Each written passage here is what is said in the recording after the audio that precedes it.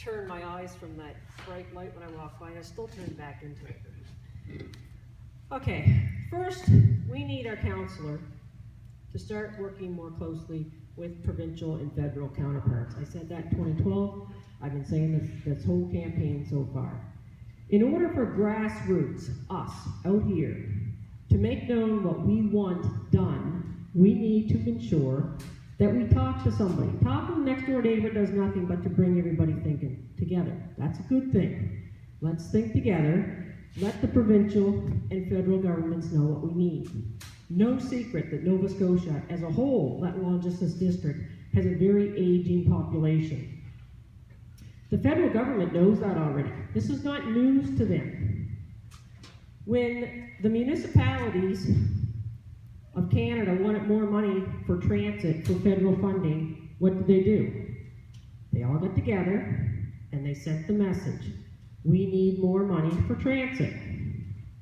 What's wrong with exactly the same thing happening with this topic? Now, all the municipalities of Nova Scotia get together and we make known very publicly to the federal government, we need assistance with this. Private companies, developers will develop. If given the opportunity, they will definitely go out and they will build. There are developers that are willing to build wherever the necessity is. So we can build seniors complexes, but we can also convert.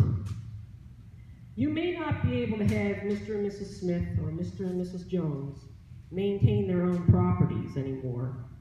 But what about taking some of these very big houses, and there are some very big houses with lots of rooms in them here on the Eastern Shore, and now putting Mr. and Mrs. Smith and Mr. and Mrs. Jones and Mr. and Mrs. Brown in one facility. So instead of being a big hospital-looking like setting, it's a home. It's literally a converted private home with 2 or 3 or 4 couples sharing that home, and thus the responsibilities in that home for a large part.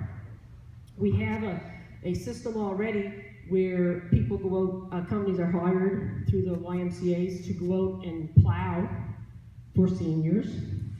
Now instead of doing 4 houses, they're doing 1. Converting old schools, I said that back in 2012. Converting other buildings that have just been sitting empty.